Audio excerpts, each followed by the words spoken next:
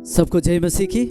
आज हम एक बार फिर से परमेश्वर के वचन को देखने के लिए जा रहे हैं और मैं आशा करता हूँ आप सभी को परमेश्वर के वचन को सुनने और परमेश्वर के वचन को, यदि आपके पास बाइबल है तो उससे देखने के लिए आप तैयार हैं। और इस समय हम परमेश्वर के वचन में जाएंगे और आज हम परमेश्वर के वचन में से कुछ परमेश्वर के प्रबंध के बारे में कुछ बातों को देखेंगे कि परमेश्वर किस प्रकार से अपने लोगों के लिए प्रबंध को करता है और परमेश्वर कैसे हमारे लिए हर समय हर वक्त जब भी हम कहीं भी रहते हैं, परमेश्वर कैसे हमारे साथ रहकर हमारे साथ साथ रहकर हमारी अगुवाई करते हुए हमारे लिए प्रबंध को करता है। सो मैं पुराने नियम से कुछ घटनाओं को लेकर इस बात को मैं आपके आगे लाऊंगा। उसके बाद हम नए नियम से भी कुछ बातों को देखेंगे। तो इससे पहले कि हम नए नियम में जाए, हम पुराने नियम से उत्पत्ति की पुस्तक से हम देखेंगे। और उत्पत्ति की पुस्तक यदि आप 22 अध्याय को खोलेंगे, यदि आप उत्पत्ति की पुस्तक 22 अध्याय को आप देखेंगे तो वहाँ पर हम देखते हैं अब्राहम के बारे में। यदि भी अब्राहम के बारे में आप 12 से ही देख सकते हैं, लेकिन यहाँ 22 में अब्राहम का जो विश्वास है उसकी एक जांच होती है। परमेश्वर अब्राहम के विश्वास का एक जांच को करता है, उसके बारे में है। जब अब्राहम 75 वर्ष का था तब परमेश्वर अब्राहम को बुलाता है और परमेश्वर प्रतिज्ञा करता है कि उसको एक देश देगा। परमेश्वर अब्राहम को कहता है कि तू अपने कुटुंब से, अपने कुटुंबियों से, अपने देश से, अपने जो जहाँ वो रहता था उस जगह से निकलकर ऐसी जगह में चला जा जो मैं तुझे दिखाऊंगा और मैं तुझे एक देश दूंगा, तुझे एक महान व्यक्ति बनाऊंगा, तेरी जातियों को मैं बढ़ाऊंगा। बहुत सारे ऐसे प्रतिज्ञाएं परमेश्वर अब्राहम को देता है। ये अब्राहम का परमेश्वर के साथ पहला मुलाकात है और परमेश्वर के साथ का जो विश्वास, अब्राहम का जो विश्वास है उसकी पहली जांच है। उसको घर से निकलकर जो परमेश्वर कह रहा है उस जगह में जाने के लिए उसको परमेश्वर पर भरोसा करना था, परमेश्वर पर विश्वास करना था। और हम देखते हैं उस 12 अध्याय में जब अब्राहम को बुलाया जाता है परमेश्वर के द्वारा, तो अब्राहम अपनी पत्नी को लेकर और अपने भतीजे लूत को लेकर और अपने साथ जो भी चीज़ें थी उसको लेकर वो निकल पड़ता है। इसका मतलब अब्राहम परमेश्वर पर विश्वास करता है, प्रभु पर भरोसा करके वो निकल पड़ता है और वो ऐसे जगह जाने लगता है जो उसने पहले नहीं देखा है, जिसके बारे में वो पहले से वो नहीं जानता। पूर्ण रूप से परमेश्वर पर ही भरोसा करके वो आगे बढ़ने लगता है और परमेश्वर अब्राहम की अगुवाई करने लग जाता है। और हम देखते हैं हर एक पड़ाव में, हर एक जगह में अब्राहम हमेशा परमेश्वर के साथ चलने के कारण उन्नति की ही ओर वो जाने लगता है। और हम इस प्रकार से जब अब्राहम आगे बढ़ता जाता है तो हम 22 अध्याय में आकर, यदि भी इसके बीच में भी कई बार परमेश्वर अब्राहम को कई प्रतिज्ञाएं देते हैं, जैसे कि बीच में आकर हम देखते हैं अब्राहम का जो संतान नहीं था, इतने साल के बाद भी सारा बांझ थी और अब्राहम और सारा दोनों का कोई संतान नहीं था। और अब्राहम 75 साल से वो आगे बढ़ चुका था, सारा भी अपने उम्र से आगे जो गर्भ धारण करने का जो उम्र था उससे वो बढ़ चुकी थी। और इस प्रकार से वे दोनों ही एक संतान की आशा में तो होते हैं, लेकिन उनके आवश्यकताओं को, अपनी अवस्थाओं को देखकर, अपनी परिस्थितियों को देखकर शायद वे बहुत सारी निराशाओं में भी होकर जा रहे थे। लेकिन उसी बीच में परमेश्वर अब्राहम के साथ दर्शन में मुलाकात करता है और अब्राहम को प्रतिज्ञा देता है एक संतान देने के लिए। और इसी प्रकार से हम देखते हैं अब्राहम उसको भी विश्वास कर लेता है। परमेश्वर, पहले तो हमने देखा जब अब्राहम को परमेश्वर ने बुलाया, परमेश्वर ने एक देश अब्राहम को देने के लिए, अर्थात परमेश्वर अब्राहम के लिए एक देश प्रबंध करने के लिए प्रतिज्ञा करता है और उसे अब्राहम विश्वास कर लेता है। उसके बाद से हम आगे कई बातें होती है, लेकिन विशेष बात जो है परमेश्वर अब्राहम को एक संतान देने के लिए प्रतिज्ञा करता है और उसको भी अब्राहम विश्वास करता है। और आगे चलकर हम देखते हैं कि अब्राहम का एक बेटा होता है और जिसका नाम इसहाक रखा जाता है। और उसके बाद कुछ समय बढ़ जाने के बाद, यदि भी ये इसहाक जो था, अब्राहम करीब 100 साल का हो चुका था और सारा 90 साल की हो चुकी थी। दोनों की ओर से ये बातें असंभव थी। दोनों को एक दूसरे को देखने पर या दूसरे जब इनको देखते थे, ये सारी बातें हर प्रकार से, हर दृष्टिकोण से असंभव थी। लेकिन परमेश्वर ने कहा था इनके लिए प्रबंध करूंगा, मैं तुम्हें संतान दूंगा। इसी के अनुसार जब अब्राहम ने जब परमेश्वर पर विश्वास किया तो हम देखते हैं 100 साल के होने पर अब्राहम जब 100 साल का हो जाता है, उस समय अब्राहम और सारा का एक संतान उत्पन्न होता है और उसका नाम इसहाक रखा जाता है। इसके बाद हम आगे को जब इस घटना को देखते जाते हैं तो इसहाक करीब 12-13 साल या कुछ उससे बढ़कर जब हो जाता है, तब उस समय में जब हम 22 अध्याय में आ जाते हैं, जो मैंने पहले भी कहा आपसे, 22 अध्याय में, उत्पत्ति 22 अध्याय में जब हम आ जाते, तब उस समय अब्राहम के साथ परमेश्वर फिर मुलाकात करता है और परमेश्वर अब्राहम का जांच करता है। परमेश्वर अब्राहम के द्वारा एक महान काम को करने के लिए जा रहा था। परमेश्वर अब्राहम के द्वारा एक महान, एक बड़ी जाति को उत्पन्न करने के लिए जा रहा था और अब्राहम के साथ परमेश्वर की प्रतिज्ञा हुई थी, इसलिए परमेश्वर अब्राहम के विश्वास को जांच रहा था। इसीलिए हम आगे जब हम देखते इस 22 अध्याय में, तो अब्राहम जो है, जब अब्राहम का जो परमेश्वर के साथ जब मुलाकात होता है, दर्शन होता है, तब अब्राहम से परमेश्वर कहता है, तू अपने एकलौते पुत्र जिसे तू प्रेम करता है उसे लेकर मैं जिस पर्वत को दिखाऊंगा उस जगह में जाकर तू उसे बलि कर दे। अब्राहम को परमेश्वर कहता है। यदि भी हम जानते हैं कि परमेश्वर की ये इच्छा नहीं थी, परमेश्वर कभी भी नर बलि ऐसा नहीं चाहता है, लेकिन परमेश्वर अब्राहम को जांच रहा था।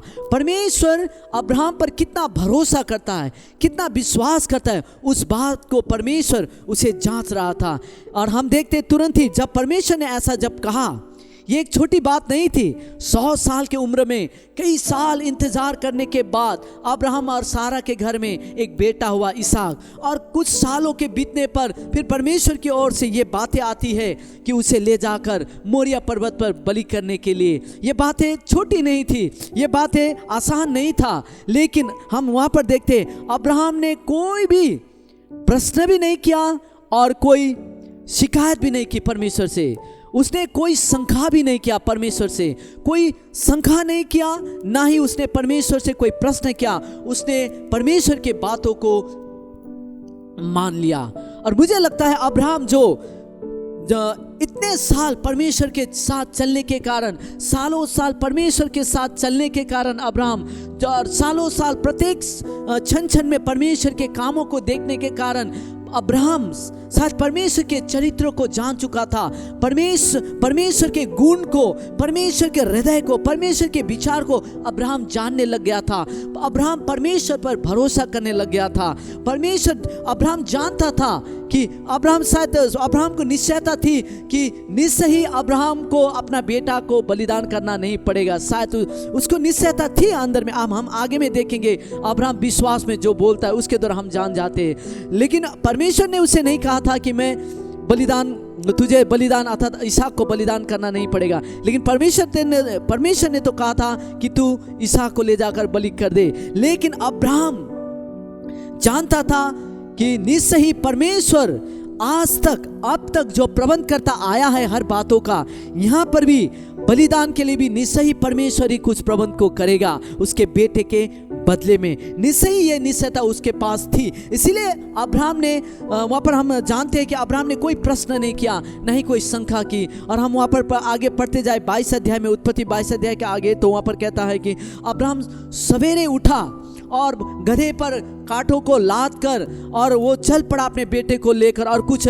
सेवकों को लेकर चल पड़ा। और 3 दिन की यात्रा करने पर, 3 दिन की यात्रा थी वो, जो मोरिया पर्वत तक पहुंचने के लिए 3 दिन की यात्रा थी। और मुझे लगता है ये 3 दिन की यात्रा में यद्यपि अब्राहम परमेश्वर पर विश्वास करता था, यद्यपि अब्राहम परमेश्वर पर भरोसा करता था, यद्यपि अब्राहम ने परमेश्वर के आश्चर्य कर्मों को, अद्भुत कामों को, परमेश्वर के प्रबंधों को देखा था बीते दिनों में, फिर भी वो एक मनुष्य होने के नाते, एक पिता होने के नाते, जबकि उसको अपने बेटे को बलिदान करने के लिए ले जा रहा है, करना है, तो मुझे लगता है इन 3 दिन के रास्ते में उसके मन में भी बहुत सारे बातें आई होगी। बहुत सारे चिंता की बातें, बहुत सारे फिक्र आए होंगे। साथ ही कई बार लगा होगा यदि वो अगर प्रबंध नहीं हुआ तो या तो किस प्रकार से होगा, कहाँ से होगा, कैसे होगा, ये तो अब्राहम नहीं जानता था। इसीलिए शायद बहुत सारे बातें परमेश्वर पर भरोसा और विश्वास करने के बावजूद मुझे लगता है अब्राहम के मन में इस तीन दिन के यात्रा में, 3 दिन की जो यात्रा थी, इसमें अब्राहम को बहुत सारे बातें आई होगी, रात में दिन में। शायद अब्राहम सोच रहा था होगा पहले दिन में ही वो उत्तर आ जाएगा, परमेश्वर के प्रबंध को देखूंगा। लेकिन शायद जो सोचते हुए भी, इन बातों को सोचते हुए भी, पहला दिन को भी उसने जब परमेश्वर के प्रबंध को नहीं देखा, परमेश्वर की ओर से जब उस उत्तर को नहीं पाया, उसके बाद उसके पास बहुत सारे विचार या चिंता फिक्री, बहुत सारे बातें आई होगी। फिर दूसरे दिन भी उसने जब परमेश्वर से कोई उत्तर को नहीं देखा, परमेश्वर के प्रबंध को नहीं देखा, फिर उस दिन भी, दूसरे दिन भी उसको बहुत सारे बातें आई होगी। फिर तीसरे दिन को जब वो देखता है, दूर से मोरिया पर्वत दिखाई दिया, लेकिन तीसरे दिन होने पर भी परमेश्वर की ओर से कोई प्रबंध को उसने नहीं देखा है अभी तक, और परमेश्वर की से कोई जवाब भी नहीं आया है। अब उसे पर्वत भी दिख चुका है, उस पर्वत पर ले जाकर आप अपने बेटे को बलि करना है।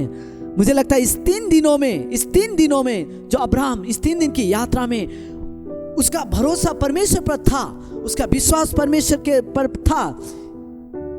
फिर भी शायद बहुत सारे बातें आई होगी, अब होगा, लेकिन 3 दिनों में भी उसने जब परमेश्वर के उत्तर को नहीं देखा, परमेश्वर से कुछ जवाब को नहीं पाया, लेकिन इस 3 दिन में जब उसे मोरिया पर्वत दिखाई देता है, तब वो अपने सेवकों को एक जगह में रखकर, वो अपने बेटा इसहाक को लेकर और उस गधे से उस लकड़ियों को लेकर इसहाक को देता है ढोने के लिए, और वो अपने बेटे इसहाक को लेकर मोरिया पर्वत की ओर चल देता है।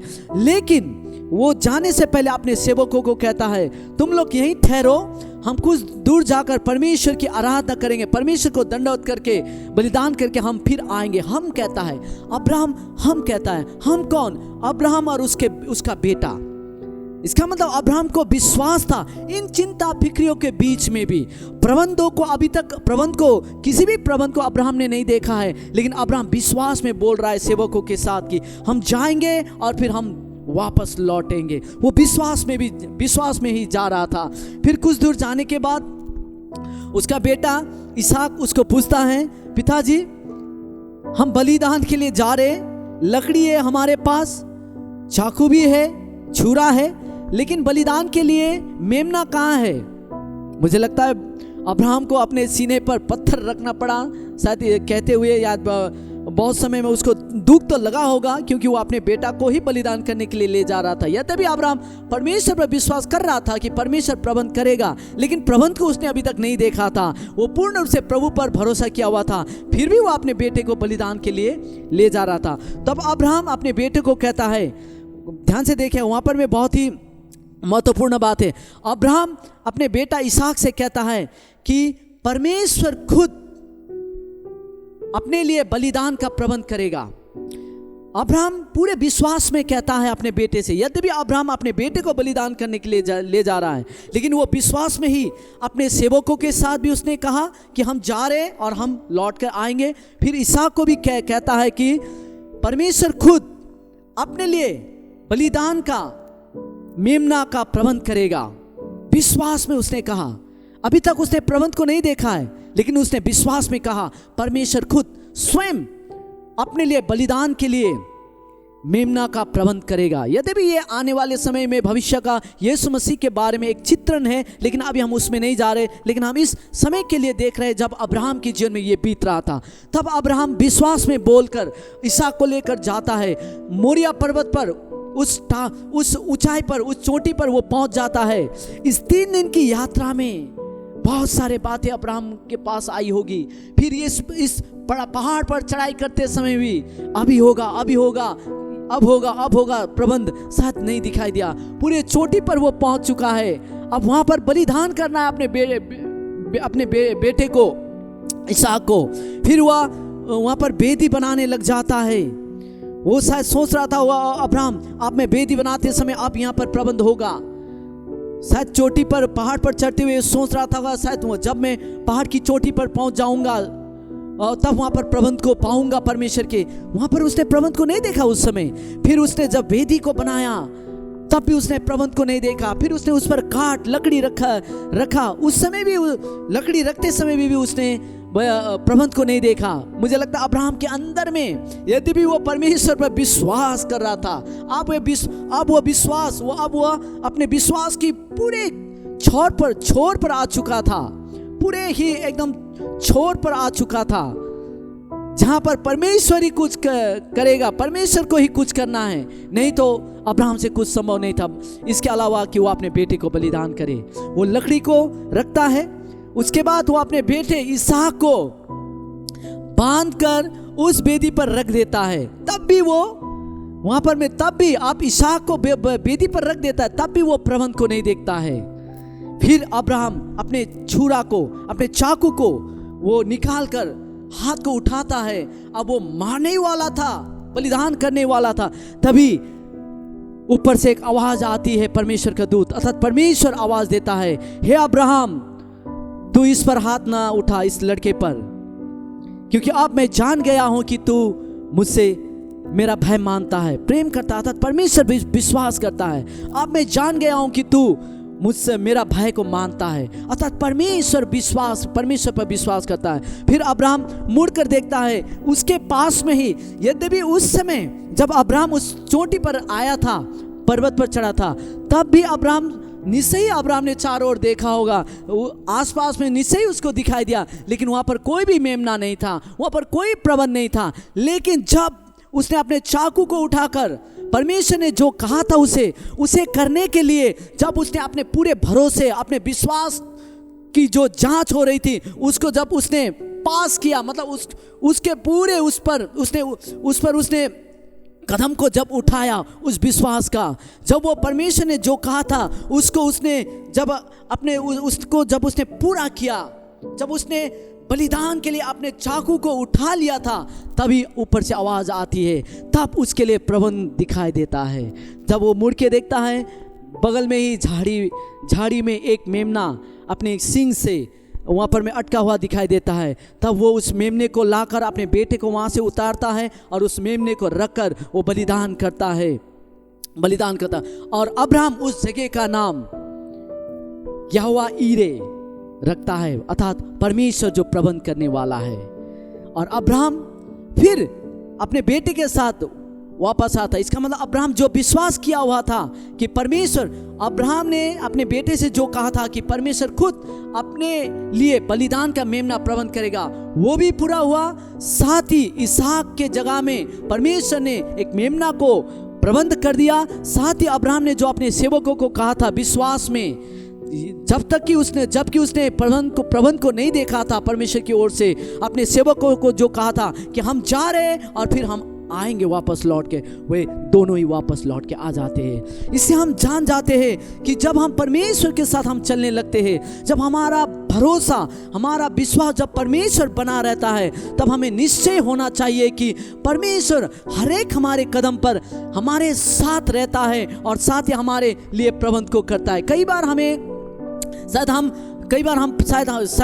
प्रार्थना करते हैं, कई बार हम विश्वास में बोलते हैं शायद, लेकिन हमने जो विश्वास में बोला है और जो हमने विश्वास में कुछ कहा है या तो हमने कुछ प्रार्थना की है, शायद आप और मैंने जिस समय में सोचा है या जिस प्रकार से हमने सोचा है उस प्रकार से या उस समय में हम उन बातों को नहीं देख रहे। लेकिन इसका मतलब ये नहीं है कि परमेश्वर प्रबंध को नहीं करेगा और परमेश्वर प्रबंध को नहीं करता है, लेकिन परमेश्वर अपने ही तरीके से, अपने ही मार्ग से परमेश्वर प्रबंध को करता है, अपने ही समय में अपने ही तरीके से करता है। लेकिन यह बात निश्चित है कि परमेश्वर आपको शर्म में पड़ने नहीं देखा कभी भी। परमेश्वर आपके लिए निश्चय ही प्रबंध को करेगा यदि आप और मैं परमेश्वर में है और परमेश्वर पर हम भरोसा करते। वो परमेश्वर जिसने स्वर्ग और पृथ्वी की सृष्टि की, जिसने आप और मुझको बनाया, जो सारी सृष्टि का जो सृष्टि करता है, उस परमेश्वर पर जब हम यीशु मसीह के द्वारा, यीशु मसीह में जब हम विश्वास करने लग जाते हैं, तब हम परमेश्वर भरोसा करने लग जाते हैं परमेश्वर पर।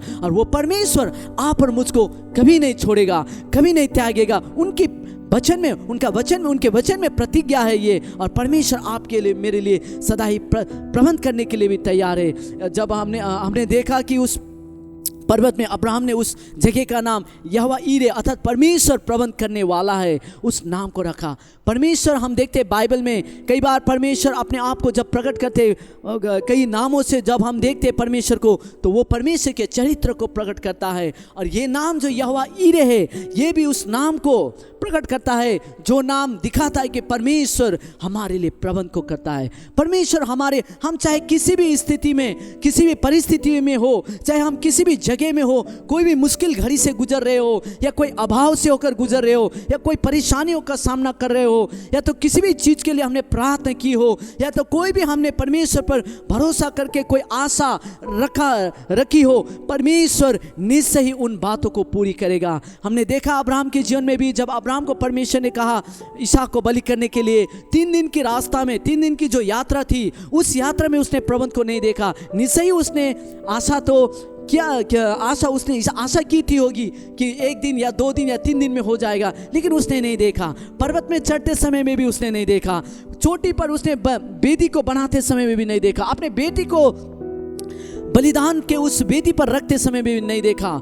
लेकिन जब उसे आवश्यकता थी बलिदान आप करने के लिए, जब उसने चाकू को उठाया, जब बलिदान करने की आवश्यकता थी, तब परमेश्वर ने मेमने का प्रबंध किया। इसलिए आज आप और मुझको चारों ओर की कुछ भी बातों को देखकर, स्थिति परिस्थितियों को देखकर डर कर, भयभीत होकर रहने की आवश्यकता नहीं है, क्योंकि आप और मेरे लिए जो भी प्रबंध चाहिए, परमेश्वर ने उन प्रबंधों को पहले से ही कर दिया है। क्योंकि परमेश्वर का वचन कहता है, परमेश्वर हर एक बातों के अंत को शुरू में ही जान लेता है। परमेश्वर जानता है कब किस चीज़ की आवश्यकता किसको है, परमेश्वर उन सारी बातों को जानता है। इसलिए आप और मेरी हर एक आवश्यकताओं को परमेश्वर में जिस समय आपको और मुझे चाहिए, जिस प्रकार से चाहिए, परमेश्वर ने उन सारी बातों को प्रबंध कर दिया है। लेकिन परमेश्वर वो अपने ही तरीके से आपके लिए करेगा। आपको और मुझे इतना ही करना है कि परमेश्वर पर भरोसा करना है। मैं नया नियम से भी एक घटना को बताऊंगा। यीशु मसीह के समय में एक दिन हम देखते हैं कि बहुत सारी भीड़, हजारों लोगों की भीड़ होती है, 5000 उससे भी ज़्यादा की भीड़ जब यीशु मसीह के पीछे चलने लगती है। तब शाम हो गई थी। तब यीशु मसीह जब उन भीड़ को देखते हैं, तब वहाँ पर लिखा हुआ है कि यीशु मसीह तरस से भर जाते हैं भीड़ के प्रति, उनको देखकर, उनकी आवश्यकताओं को देखकर। फिर चेलों से कहते हैं यीशु मसीह कि इन्हें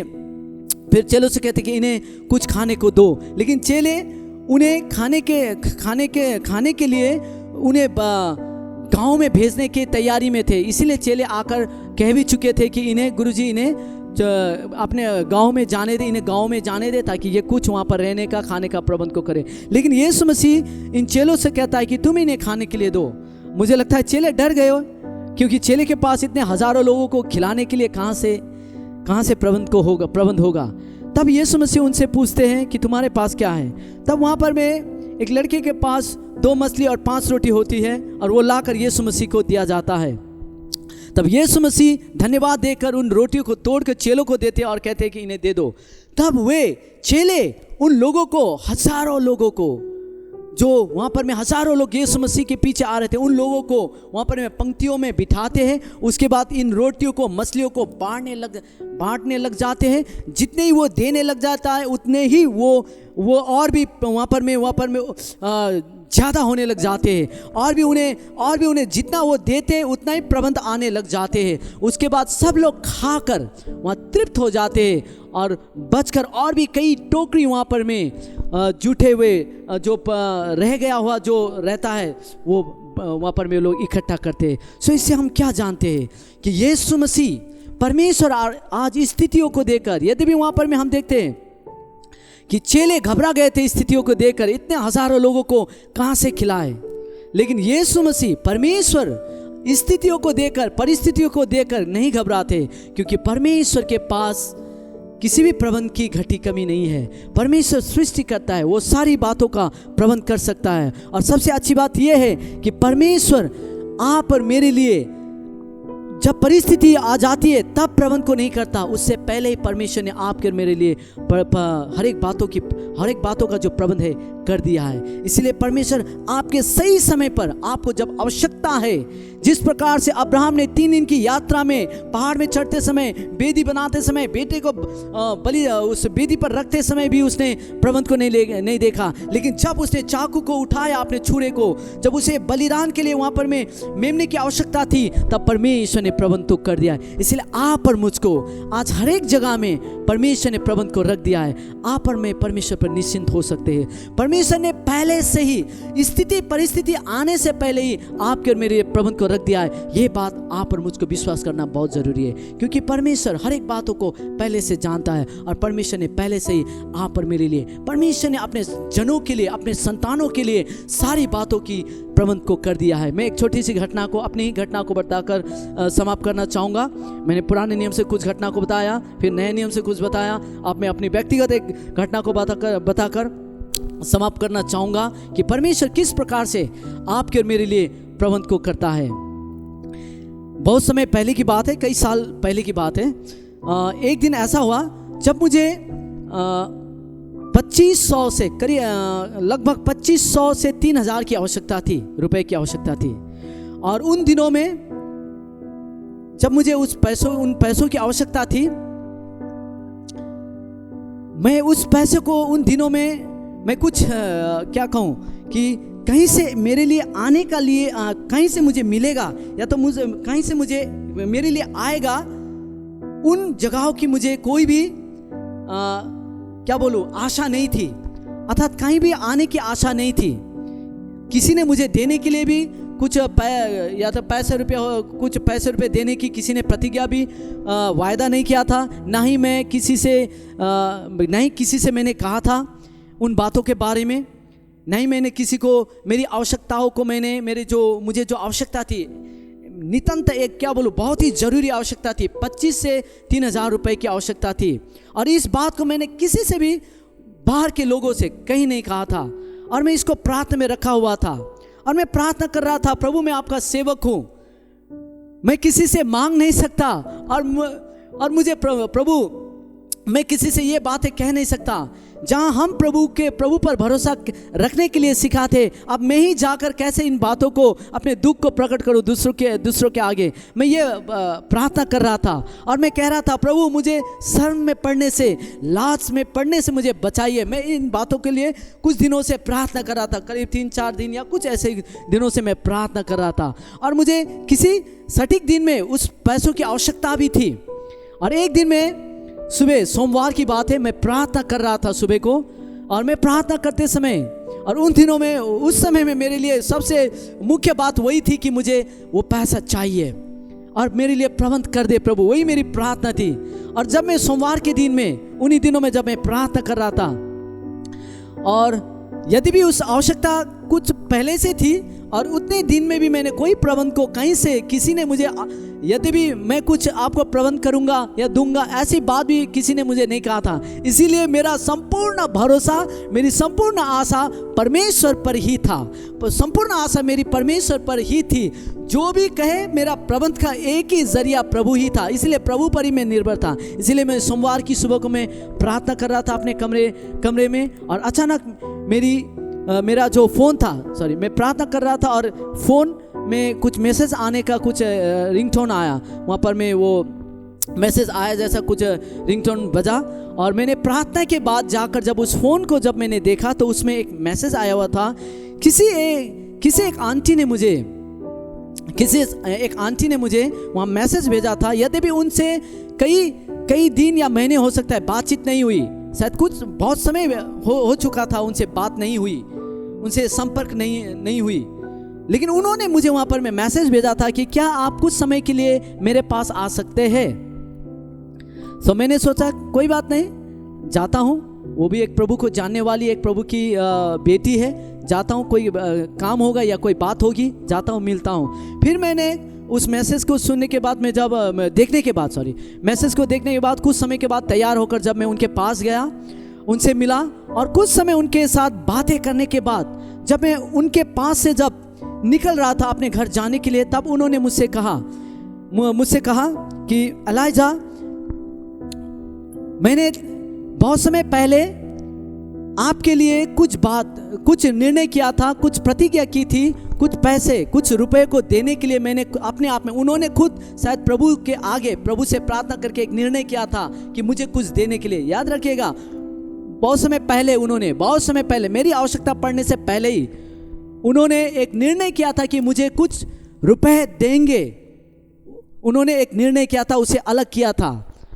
और जबकि उनके साथ मेरा संपर्क नहीं हुआ था, बहुत समय से उनके साथ कोई बातचीत नहीं थी, लेकिन उस दिन मुझे वहाँ पर बुलाकर उन्होंने बात की और उन्होंने कहा कि मैं उस पैसे को मैं आपको देना चाहूँगा। और उन्होंने एक लिफाफा एनवेलप मेरे हाथ में दे दी। मैंने भी उन्हें धन्यवाद दिया और मैंने उस लिफाफे को लेकर अपने जेब में डालकर घर आया। और घर में आकर जब मैंने खोलकर मैंने जब देखा तो वहाँ 1000 के नोट थे। जब 1000 चलते थे, 1000 के नोट मैंने देखा और जब गिनने लगा तो वहाँ पर पूरे 10,000 रुपये थे। 10,000 रुपये। यद्यपि मुझे 2500 से 3,000 की आवश्यकता थी। मैंने उस समय भी कहा, कुछ समय पहले कहा कि परमेश्वर आपके लिए, आप और मेरे लिए जब प्रबंध को करता है, केवल कुछ आपके लिए आवश्यकता केवल पूरी हो इतना नहीं, परमेश्वर हमेशा बहुतायत से प्रबंध को करता है। और जब मैंने देखा मुझे 2500 से 3,000 की आवश्यकता थी, लेकिन परमेश्वर ने मेरे लिए 10,000 रुपये की प्रबंध कर दी। और इतना ही नहीं, सबसे अच्छी बात यह है कि मुझे आवश्यकता उस समय में थी, लेकिन कितने समय पहले, शायद दिनों महीने पहले ही परमेश्वर ने किसी के हृदय में डाल दिया था और मेरे लिए पैसों को अलग करके रख दिया था परमेश्वर ने। यही मैं कहना चाह रहा हूँ परमेश्वर के वचन से कि कोई भी स्थिति परिस्थिति में आप और मैं क्यों ना हो, पहले से ही परमेश्वर ने आपके लिए, आप और मेरे लिए प्रबंध को कर दिया। छुटकारे के लिए, चंगाई के लिए, हर आवश्यकताओं के प्रबंध के लिए, हर बातों के लिए आपके और मेरे लिए परमेश्वर ने पहले से ही प्रबंध को कर दिया है। इसीलिए कोई भी स्थिति में हो, कोई भी परिस्थिति में हो, विचार आ सकते हैं, बहुत सारे विचार हो सकती है, बहुत सारे सोच आ सकते हैं, विचार आ सकती है, लेकिन ना घबराए, ना ही भयभीत हो। कोई भी स्थिति परिस्थिति आपको दिखाई दे, परमेश्वर पर भरोसा रखें। परमेश्वर आपके साथ है और परमेश्वर आपके हर एक पड़ाव पर, हर एक स्थिति में आपके लिए प्रबंध करने के लिए तैयार है। और परमेश्वर ने पहले से ही आपके लिए प्रबंध को कर दिया है। और वो परमेश्वर जो सृष्टि करता है, जो सब कुछ कर सकता है, जो आपके लिए सब कुछ प्रबंध कर दिया है और आपकी आवश्यकता में वो प्रकट करना चाहता है, वो परमेश्वर खुशी के साथ आपके लिए कार्य करना चाहता है। इसलिए बात यह है कि आज आप और मैं, जैसा वचन कहता है दूसरा कुरिन्थी में यदि आप 7 देखेंगे, वहां पर कहता है हम विश्वास से चलते हैं, देख कर नहीं। इसीलिए आप क्या देख रहे हैं आपके चारों ओर, या आपके स्थिति परिस्थिति में आप क्या देख रहे हैं, या तो अभाव, घटी, कमी, या कैसे स्थिति को देख रहे हैं। आप देखकर अपने विश्वास को ना बनाएं, उसे देखकर आप अपने भय को ना बनाएं, चिंता को ना बढ़ाएं, परंतु उस स्थिति में विश्वास को बनाए रखें, प्रभु पर भरोसा करके। जैसे हमने देखा अब्राहम के लिए परमेश्वर ने प्रबंध को किया, एलिया को प्रबंध किया, इस्राएलियों को उस विपत्ति के समय में भी परमेश्वर ने सुरक्षा दी और प्रबंध को किया। इसी प्रकार से हमने देखा यीशु मसीह ने हजारों को खिला दी, जब वे भूखे थे, जब वे आवश्यकता में थी, प्रभु ने प्रबंध कर दिया, बढ़कर प्रबंध को कर दिया। और मैंने अपनी भी एक गवाही दे दी। और इससे मैं यही कहना चाहता हूँ अंत में कि परमेश्वर पर भरोसा रखें और परमेश्वर पर निश्चिंत रहे, क्योंकि परमेश्वर ने आपके और मेरे लिए प्रबंध को कर दिया है। सही समय पर यदि आप इस समय किसी भी स्थिति परिस्थिति से होकर, अभाव से होकर भी आप गुजर रहे, परमेश्वर का प्रबंध आपके पास आ रहा है। परमेश्वर आपके लिए परमेश्वर चमत्कार को करेंगे। आप जो सोच रहे हैं, आपकी सोच से और आपने जितना प्रार्थना किया, आपके प्रार्थना से बढ़कर वो प्रबंध आपके पास आ रहे हैं और आप उसे देखेंगे। और यदि आप बीमार हैं, यीशु मसीह के नाम में आपके शरीर में मैं चंगाई को बोलता हूँ, आप चंगे हो चुके हैं। परमेश्वर आप सबको आशीष दे। मैं आज का वचन को यहीं पर रखना चाहूँगा। पूरे हफ्ता हर एक समय परमेश्वर आपके साथ रहे, परमेश्वर की सुरक्षा आपके चारों ओर रहे और आपकी हर एक आवश्यकता परमेश्वर की ओर से पूरी हो। आप सबको प्रभु आशीष दे। जय मसीह की।